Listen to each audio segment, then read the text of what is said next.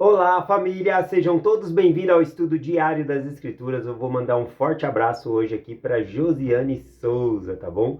Ela sempre acompanha a aula aqui diariamente e também, às vezes, quando pode, ela acompanha no Zoom também, que é uma aula online que eu compartilho, tá bom? Quem quiser participar, manda uma mensagem aí no meu WhatsApp que eu peço para colocar vocês no grupo aí, que tem todos os dias a aula de segunda a sábado, online, das 5h20 da manhã às 6 da manhã. É 40 minutos de aula, então dá tempo de explicar melhor.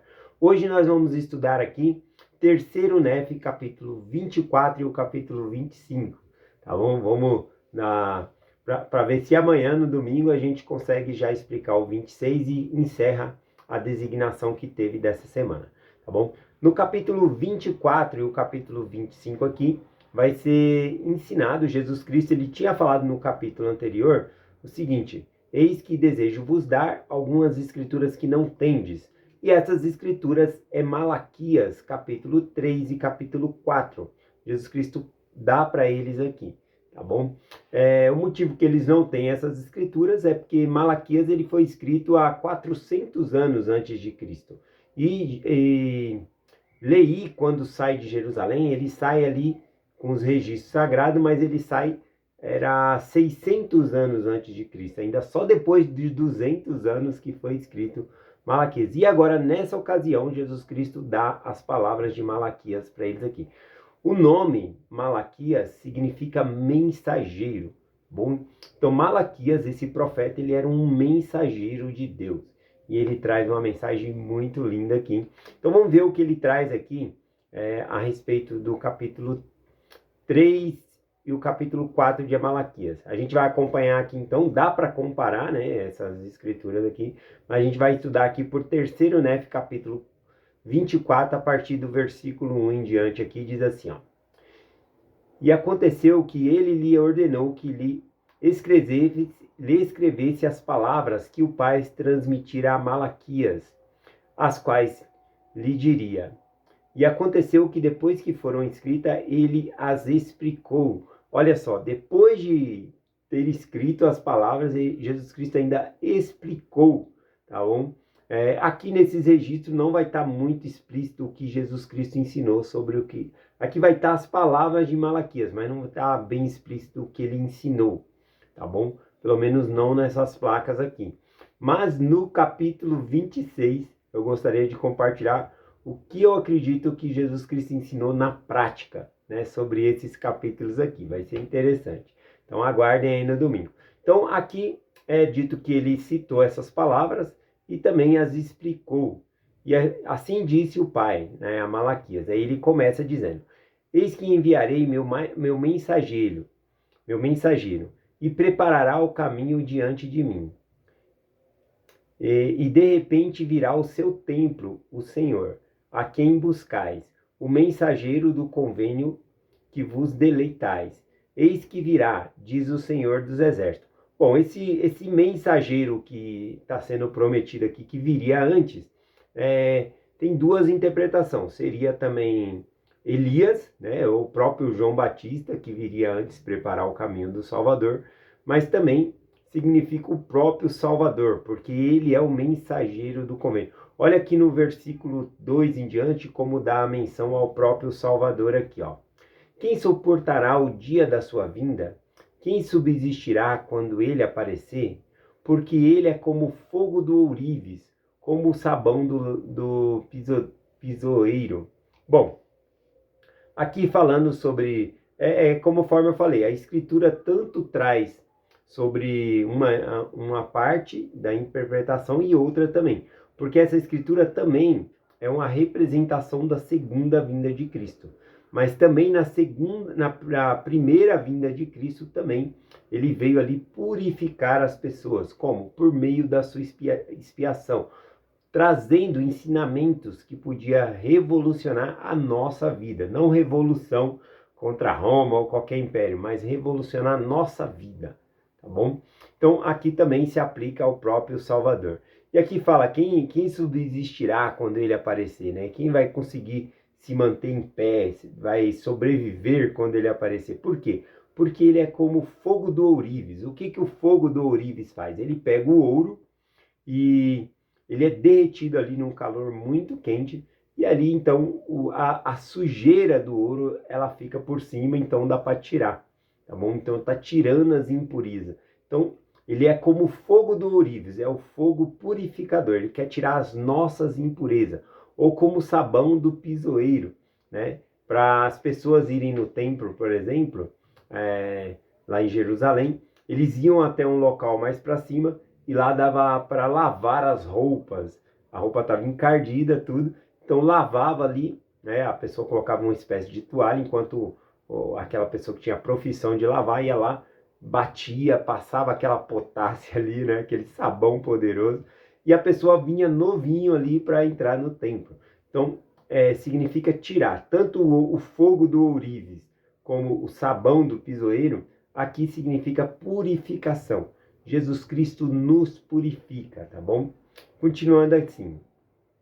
Assentar-se-á como refinador e purificador de prata e purificador dos filhos de Levi. Tornarão puros como ouro e como prata. E então o Senhor ao Senhor trarão ofertas em retidão. Olha só que interessante. Ele vai se sentar ali como um purificador, né? Um refinador daqui da prata, do ouro. Ele usou mais um metal aqui, né? Que dá para purificar a prata. E então a gente vai levar nossas ofertas em retidão, tá bom? A oferta, ela diz muito quem eu sou, tá bom? O que eu estou ofertando ao Senhor revela também quem eu sou, tá bom? Eu sempre devo ofertar o melhor, porque eu acredito que Deus é o melhor que eu tenho, então eu devo oferecer o melhor para Ele, tá bom? Então aqui falou dessa oferta. Vamos aqui no versículo 6, né? Diz assim: porque eu sou o Senhor e não mudo, por isso vós, filhos de Jacó, não sois consumidos. A luz aqui da minha ring light sempre dá uma apagada aqui, daqui a pouco ela dá uma acendida de novo. Vamos ver aqui. Bom, aqui diz, né? Porque eu, o Senhor, não mudo, por isso vós, filhos de Jacó, não sois consumidos. Consumido é destruído, né? Agora é porque Deus não muda que nós não somos destruídos, porque nós sempre caímos em pecado, sempre erramos, né? A casa de Israel no total ali, sempre idolatrando, fazendo coisa errada.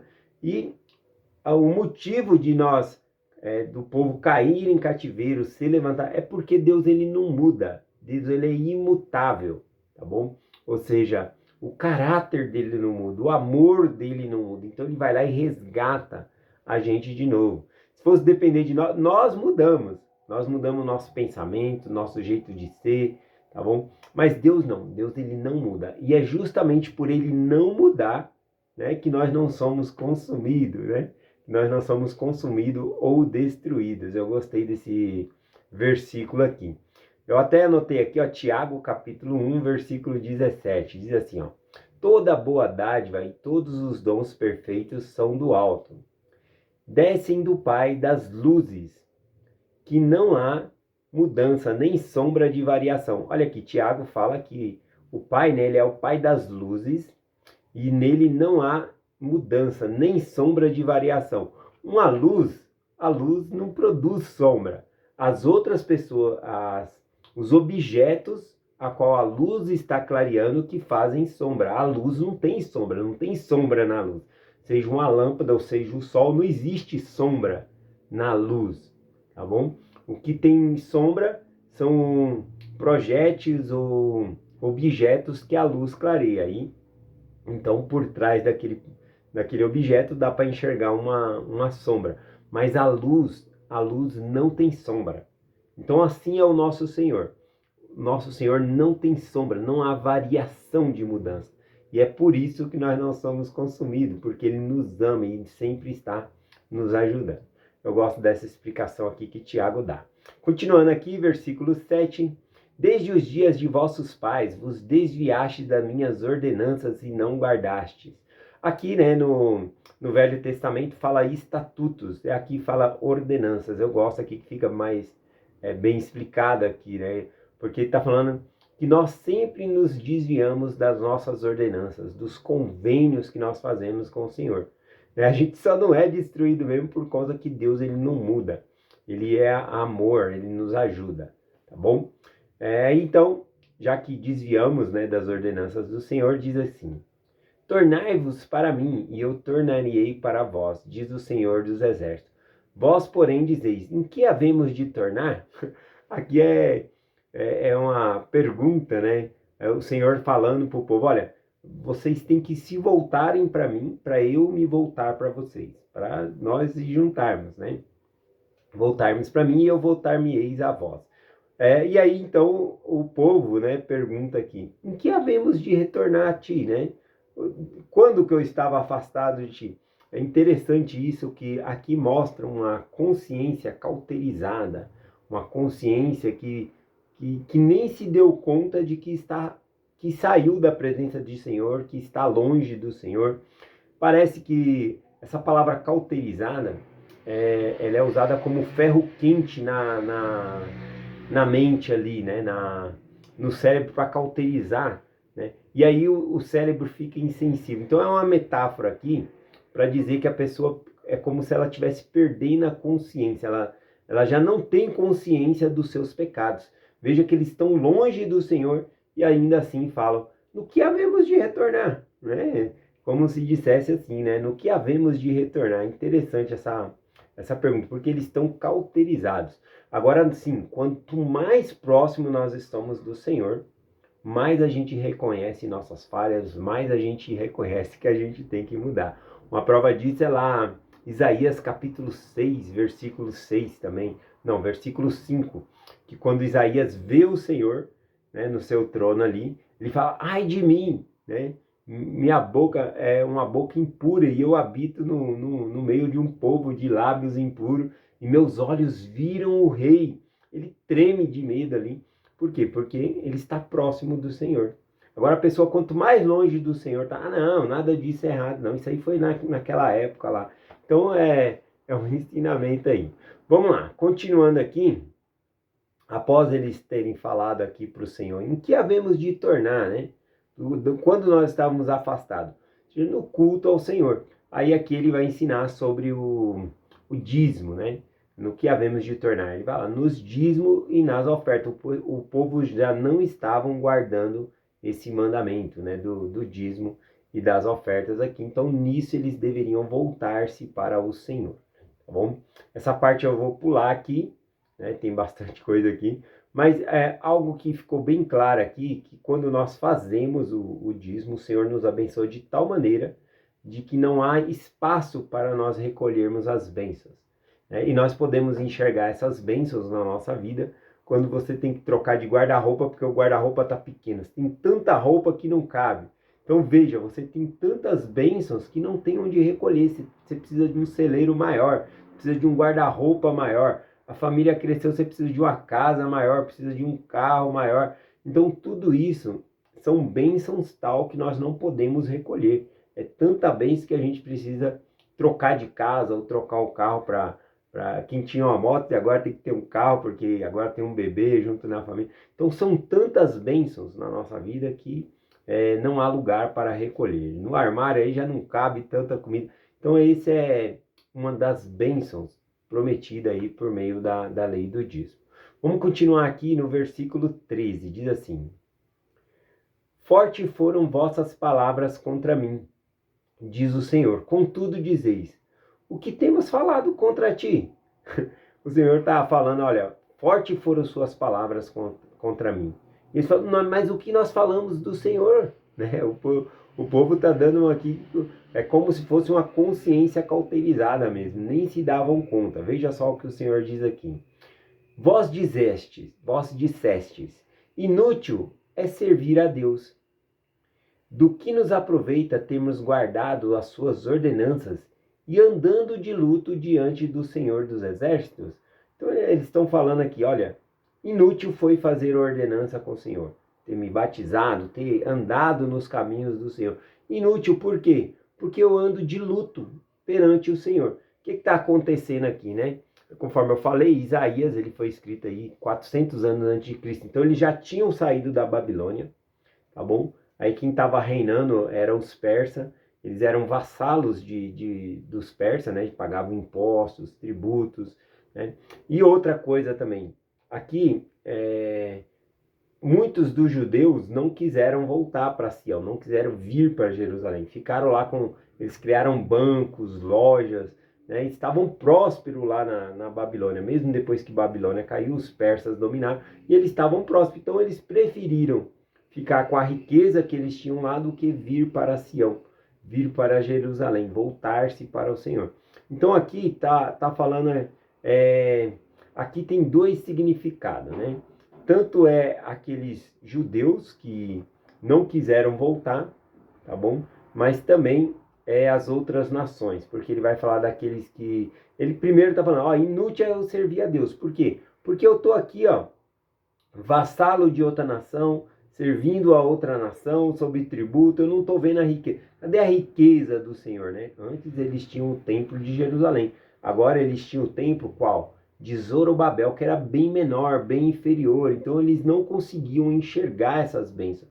Então aqui quando eles estão falando inútil é servir a Deus, porque eles estão pensando só nas coisas desse mundo, eles não estão pensando que as ordenanças que nós fazemos com o Senhor é para a vida eterna.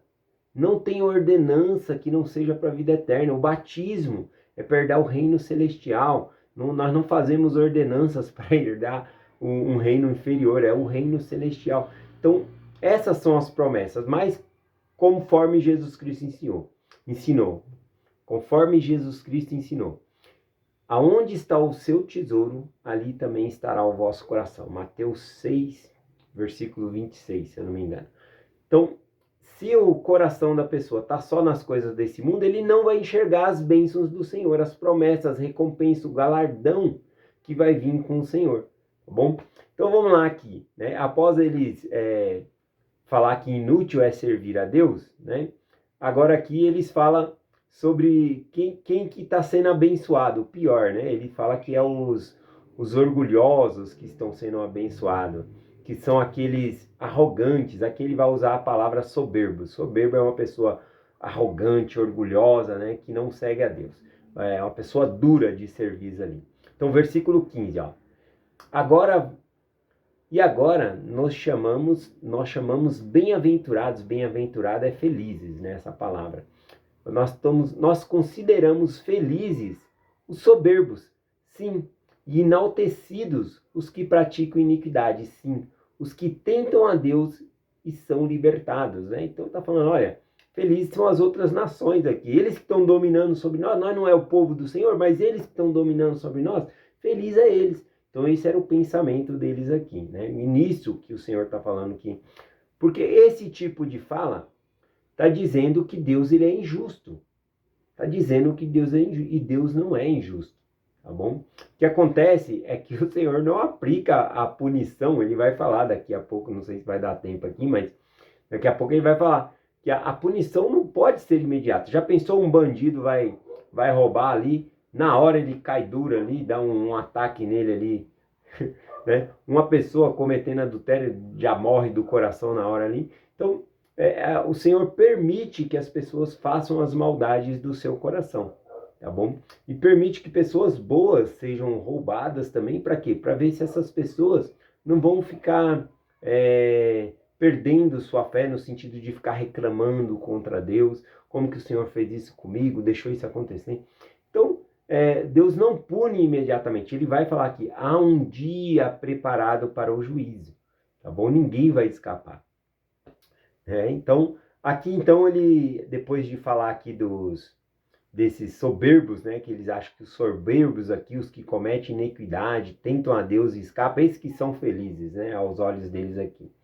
E agora então, vamos falar do remanescente fiel, porque não é todos que pensam assim. Sempre na igreja tem um remanescente fiel, aquele grupo que realmente buscam a Deus de verdade, tá bom? E esse grupo tem que sempre ajudar outras pessoas a serem fiel a Deus. É o grupo que vai ser obediente a Deus.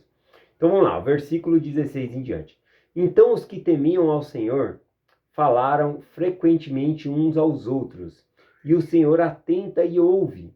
E um livro de recordação foi escrito diante deles, para que os que temiam ao Senhor, e se temiam ao Senhor, os que respeitam ao Senhor, lembravam-se de seus nomes. Então Deus lembra do nome de todos aqui, e eles estavam falando bem do Senhor uns para os outros.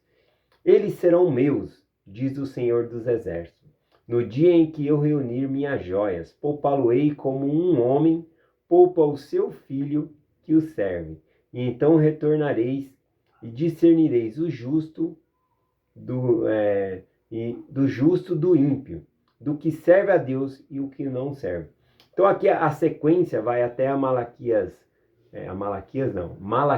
capítulo 4, até o versículo 4 ali vai falando aqui do justo e ímpio. E é no dia do juízo que a gente vai ver realmente aquele que serviu a Deus e aquele que não serviu, tá bom? É Deus que vai julgar, tá bom? Aí vai haver uma grande distinção. Mas agora aqui nessa perspectiva de vida a gente vai ver o quê? O ladrão rouba mesmo, vai lá, compra coisa para ele, né? Só que o juízo vai vir para todo mundo, tá bom? Então a gente não tem que esperar tudo nessa vida. E aliás, conforme o próprio Senhor falou, as ordenanças, elas são para a eternidade.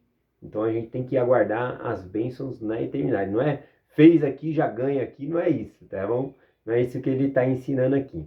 Vamos rapidinho aqui, que eu queria terminar o capítulo 25 aqui. Terceiro, né, 25 são só 6 versículos, né, que corresponde aqui a Malaquias capítulo 4. O versículo... Aqui ele continua falando, né, sobre os que servem a Deus, os que não servem... Por exemplo, versículo 1 e 2, ele fala do juízo, né, do peso do juízo aqui contra os soberbos e também do peso e juízo aos que obedecem ao Senhor. Diz assim, ó: pois eis que vem o dia que arderá como forno, e todos os soberbos, sim, todos os que cometem iniquidade serão como palha serão como palha, e o dia está para vir, os abrasará, diz o Senhor dos Exércitos, de modo que não lhe deixará nem raiz nem ramo, não vai sobrar nada, né, dos soberbos, né, dos que cometem impiedade aqui, que ele, alguns aqui estavam achando, a esses que são felizes, né? E aí ele fala dos justos aqui: mas vós que temeis ao meu nome, ou seja, que respeita o meu nome, que respeita ao Senhor, o filho da retidão se levantará com o poder em cura em suas asas, e vós saireis e crescereis como bezerro no cevadouro. Aqui dizendo que crescereis como bezerro no cevadouro.